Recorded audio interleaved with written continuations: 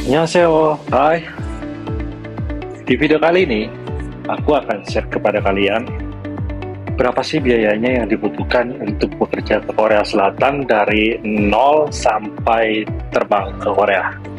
Jadi, menurut ini pengalaman pribadi saya. Dulu itu waktu aku berangkat ke Korea Selatan itu pertama kalian harus mengikuti kursus kepelatihan di suatu lembaga. Itu biayanya waktu dulu itu adalah 3,5. Tapi sekarang aku mendirikan sebuah lembaga tersebut dan biaya untuk pendidikannya adalah 4 juta buat pendidikan dan pendaftaran itu 500.000. Dan pendaftaran itu kalian nanti dapat buku, terus kalian juga dapat seragam. Oke, setelah kalian mengikuti pendidikan tersebut kurang lebih selama 3-4 bulan, dan jika kalian sudah menguasai, kalian tinggal menunggu ujian itu dibuka pendaftarannya. Kalau ujian pendaftarannya sudah dibuka, kalian bisa ikut di pendaftaran tersebut dan kalian mengikuti ujian. Jika kalian lulus, itu adalah syarat utama yang digunakan untuk melamar kerja ke Korea Selatan. Nanti kalian akan dapat sertifikat berupa seperti ijazah lah, itu digunakan untuk melamar. Dan setelah kalian melamar, jika mendapat pabrik, kalian bisa mengurus biaya visa itu 1.150.000. Terus ada juga biaya medical itu 2 kali 800.000, 2 kali berarti 1.600.000. Setelah medical, kalian bisa mengurus paspor, itu gratis. Terus setelah mengurus paspor, nanti kalian menunggu panggilan terbang. Ketika kalian menunggu panggilan terbang, kalian menyiapkan SKCK, itu biaya bikin SKCK itu sekitar 300.000. Terus selanjutnya tinggal beli tiket. Kalau visa sudah turun, kalian beli tiket, itu biaya tiketnya waktu di zamanku dulu 5.500.000, tapi kalau sekarang kisaran di 6,5 sampai 7,5 juta. Jadi kalau di total itu kurang lebih biayanya itu dari awal ya sampai terbang itu sekitar kurang lebih 17 jutaan gitu.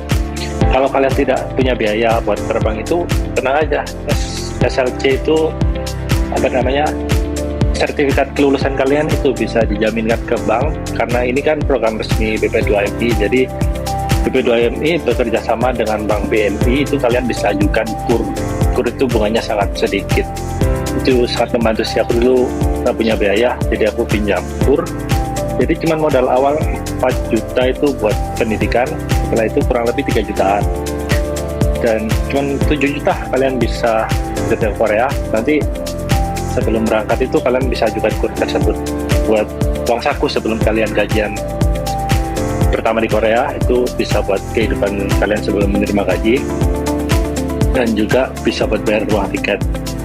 Tenang aja, nanti selama kalian berproses ke Korea itu kurang lebih sekitar 20 jutaan lah. Itu bisa kalian ganti langsung di gaji pertama kalian, karena kan gaji pokoknya di sini kan sekitar 25 juta itu ya kalau kurs sekarang. Kalau ada lembur bisa lebih, tapi kalau dapat pabrik yang nggak begitu bagus itu ya sekitar kalian bisa dapat 20 jutaan, itu sudah kepotong buat biaya hidup di sini. Jadi menurutku sih kalau ingin bekerja ke luar negeri itu yang paling worth it ya Korea, soalnya biayanya murah, balik modalnya cepat. Beda sama Taiwan. Taiwan itu kalau nggak salah 70 juta, itu sistemnya juga langsung bayar, nggak bisa dikit-dikit itu enggak. Jadi kalian harus langsung bayar 70 juta, dan gajinya pun katanya kalau tidak lembur itu kita menyimpan uang per bulan 10 juta itu susah. Itu pengalaman dari kakak saya kemarin yang sharing, katanya dia kan dulu waktu sebelum berangkat ke Taiwan pernah nyoba untuk berangkat ke Korea, tapi gagal di ujiannya itu. Memang kalau ke Korea itu yang paling susah itu adalah di ujiannya. Jadi kalian memang harus benar-benar sungguh-sungguh belajarnya.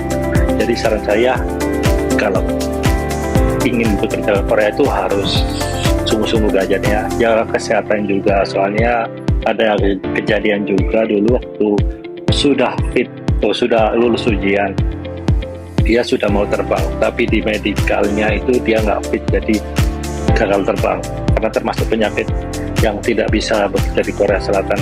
Kalau nggak salah itu penyakit kuning temanku itu. Jadi itu aja saran dari saya. Terima kasih. Sampai jumpa di video berikutnya. Annyeonghaseyo.